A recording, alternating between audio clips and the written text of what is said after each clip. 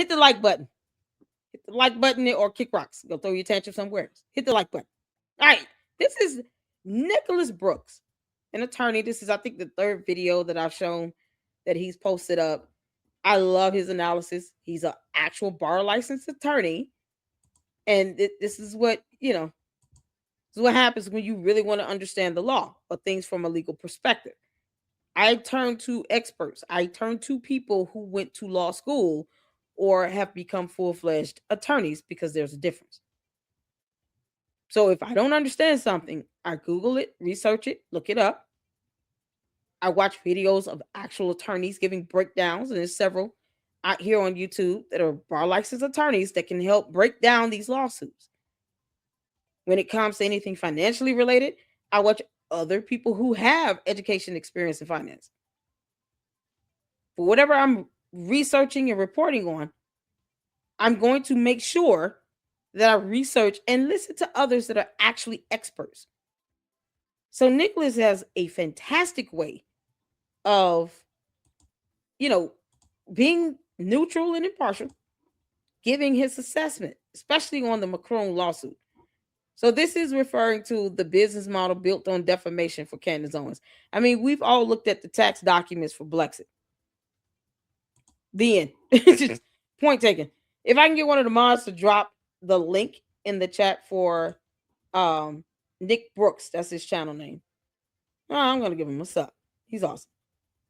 But make sure you drop his YouTube channel link. If I can, please get one of the mods to do that. And I will drop the video link in the chat, so that people can go back and watch themselves.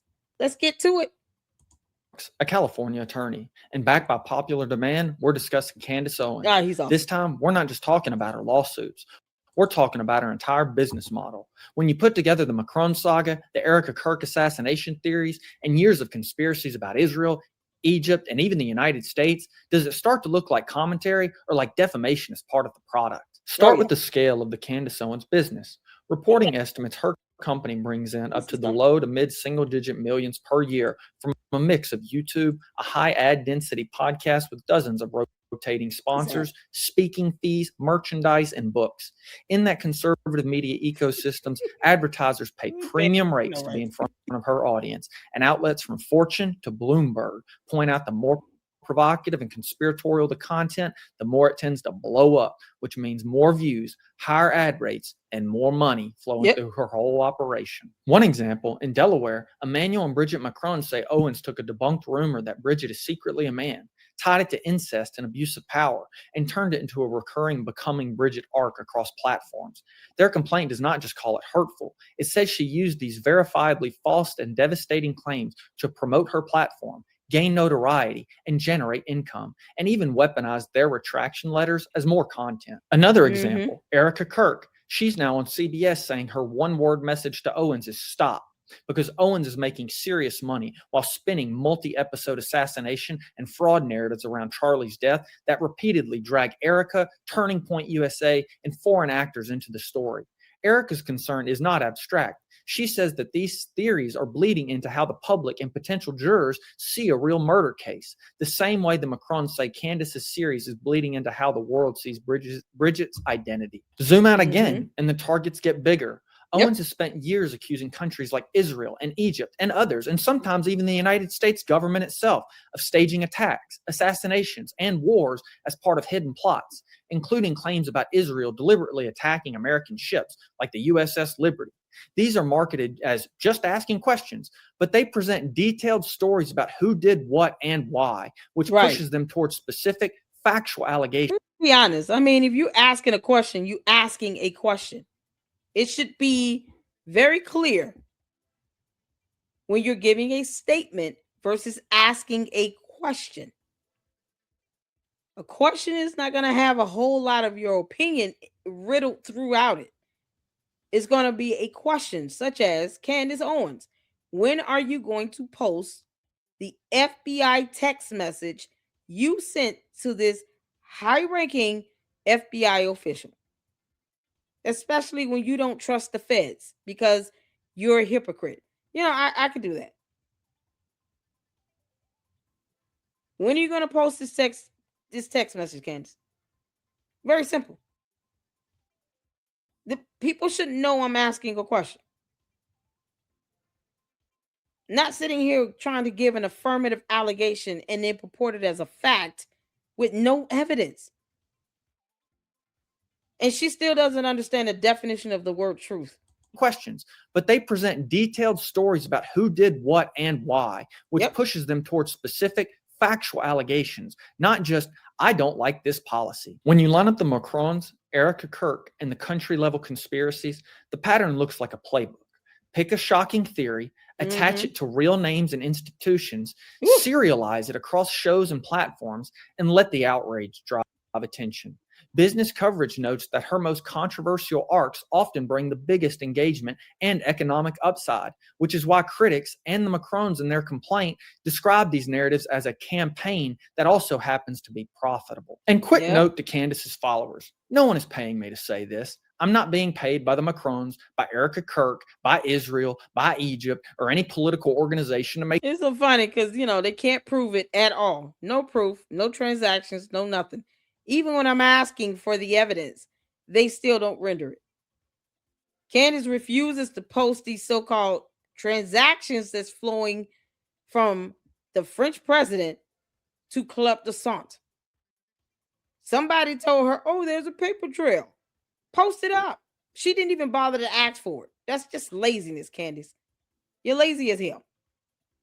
She didn't even bother to say, I'm not getting off this phone with you until you send me evidence on that. Otherwise, I'm going to keep that to myself, and I'm not going to repeat something like that, to which you have no proof. If you're saying there's a paper trail, it should not be that hard to show that evidence. And it shouldn't be hard for her to ask questions of this same high-ranking French government employee to get that evidence. Why is that so difficult for her to ask? But she can ask questions on other stuff. But she didn't question this so-called French government employee. This is how you know she's doing it for views, clicks, money, and subs and likes. And the candy asses in the bots come in and confirm that every single live stream I have. Because you can't make this up. They literally confirm that she's doing this for views, likes, clicks, money, and subs. Oh, she's got so much millions of dollars and it's so many followers and so many. She can get hundreds of thousands of views in a live stream. You can't. They're confirming that. And they're not even smart enough to pick up on it. You can't make this up.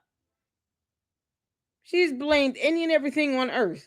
I still hope Erica Kirk recorded that conversation. These videos. I do this because I'm a California attorney who actually enjoys explaining how defamation and speech law work when massive platforms collide with real people and real nations. And if business ever comes from that for me, it's because viewers think I'm good at my job as an attorney, not because anybody bought my opinion. And if Candace Owens ever wants to test my channel in court, I invite that sweetheart, and California would be an interesting.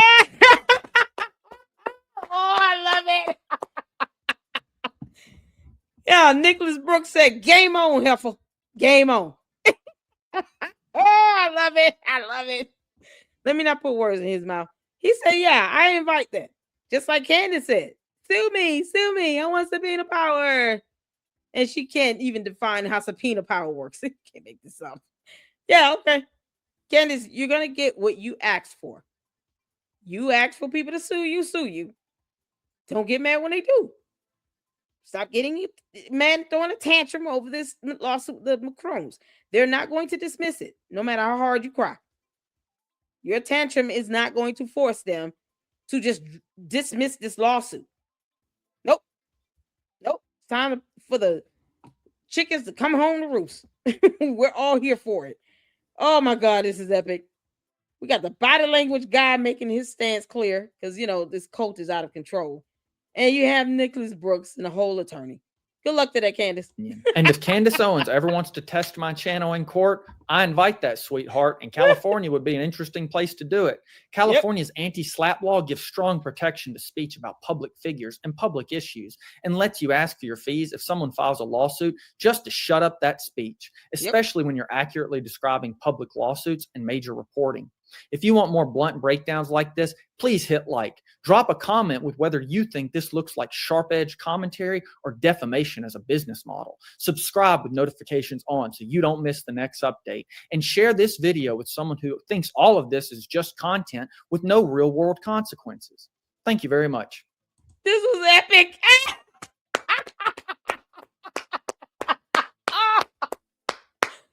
Oh, Nick Brooks. Y'all look at that smirk. Y'all look at this smirk. It's so adorable. Yes. Oh, Nick, you're just a cutie pie, honey.